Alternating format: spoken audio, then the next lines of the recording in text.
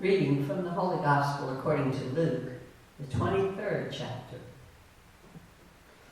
When they came to the place that is called the Skull, they crucified Jesus there with the criminals, one on his right and one on his left. Then Jesus said, "Father, forgive them, for they do not know what they're doing." And they cast lots to divide his clothing. And the people stood by, watching. But the leaders scoffed at him, saying, "He saved others, let him save himself, if he is the Messiah of God, his chosen one." The soldiers also mocked him, coming up and offering him sour wine, and saying, "If you're the king of the Jews, save yourself." There was also an inscription over him, "This is the King of the Jews." One of the criminals who were hanged there kept deriding him and saying, "Are you not the Messiah? Save yourself and us." But the other rebuked him, saying, "Do you not fear God, since you are under the same sentence of condemnation? And we indeed have been condemned justly, for we are getting what we deserve for our deeds, but this man has done nothing wrong." Then he said, "Jesus, remember me when you come into your kingdom." And Jesus replied, "Truly I tell you, today you will be with me in paradise." The Gospel of the Lord. Maybe you're familiar with the way a great many large companies and workplaces invest in some form of management or leadership training. Now, it's well known that the purpose and focus and even the style of such training can be so different from one place to another. Largely, it depends on the company's goals and their leadership style. I've experienced some leadership training in banking years ago, and it was entirely oriented toward compliance. In other words, these are the rules. You must keep the rules foremost at all times, and when you open an account or make a loan, you're to be sure even your customers know the rules. And by the way, throw in a smile at the end and shake their hands when you leave. Leaders came away with the mantra, rules first, people second, at least maybe not third. Since then, there's been a movement, small at first, but now growing. Now far more prevalent, thank goodness, that offers a more people-first orientation, at least for the customers. But how about the leaders and employees? Maybe not so much. A man I know has designed a broader pattern to include the leaders and the employees in a people-first outlook. And you have to think about, well, what differences might there be? Included in every area of this training, in every topic that's covered, it begins with storytelling, setting the stage for people to imagine and hear and picture in most human terms the relationships being developed between people, what they might look like, what they might sound like, and most of all, what kind of values could emerge in the interactions. Storytelling. Does that remind you of someone? Someone you know and trust? Another recurring pattern in this mode of training calls on leaders to pay attention to conversations among employees and with them. To pay attention by calling them together in small groups at times, and just to listen. What are their recent experiences? What's flowed easily? What's an experience that's difficult? And what have you noticed? Any patterns? How might the leader guide and help? You and I may have experienced leaders who work, from top down. Do it now, do it my way. Those kind of things.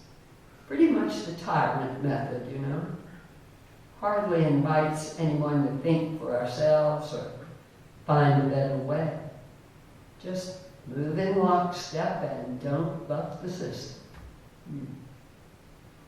Well, this training that my friend was showing me is designed to support the most human values. A full circle approach that says the input of each one matters.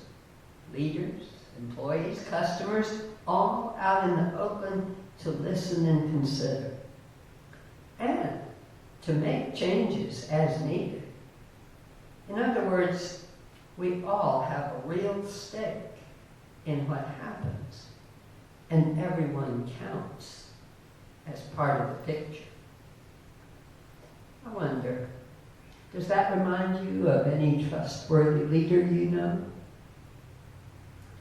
And there's one more highlight, among many, from this format of training that really grabbed my attention because it accounts for our humanity in such real terms. There's this continuing, built-in, necessary follow-up, not just a one-and-done approach. I mean, do leaders always get it right? Come on. Do employees learn everything from the beginning, just as you would want? Hardly. And certainly customers change and have different needs at times, right? Well, yes, and yes. Relationships are on the move. They're not static. They're not carved in stone. People move and live and grow and regress and change and all of that. You know how we are.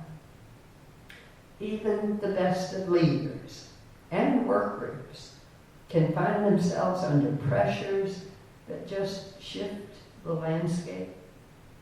Not only enthusiasm can wane or motivations ebb and flow, but old ways can become so hardened so quickly, there's just no life left in them.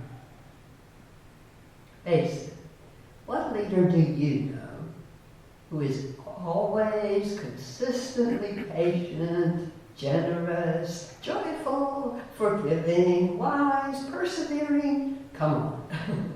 That's a lot to ask. But what could refresh? What could help a leader and a team reset and refocus? Certainly, probably follow up, maybe review, maybe change of setting. Wait. Did Jesus do all that with the disciples? I'm thinking about it. Certainly, we can immediately picture the storytelling, that goes without saying, his wise ways of teaching and guiding with parables and demonstrations of how Jesus valued each and every one, no matter their circumstances or their needs.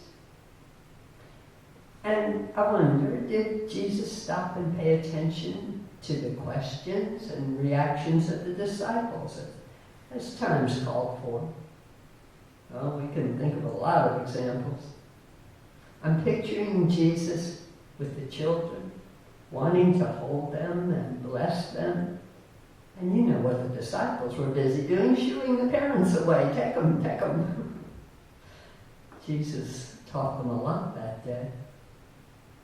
I'm thinking of they're all walking along the road, and back here the disciples are arguing about who's going to be first in Jesus' kingdom, right? Who's going to sit on his right or his left and be close advisors with lots of influence. You know, the way human ordinary kings operate. It's all about power and who's the top dog. What does Jesus start to highlight for them? He speaks of the need for the first to be last and the last first. The way Jesus is not the dictator, not the first in line even, but puts others first and brings everyone to the table. I'm thinking most of all about what we read this morning. A leader who's ready and willing and able to accept the very last place. The last place you expect to find him. To enter into the needs of everyone else. And ready to forgive at a moment's notice. Even on pain of death. Beloved people of God, what do you remember? What do you and I need to learn from this man of mercy and kindness? How does he lead us? With love and joy and peace, with perseverance and generosity and more. His name means God saves. It is this one who leads us into life, now, and life everlasting. Hallelujah.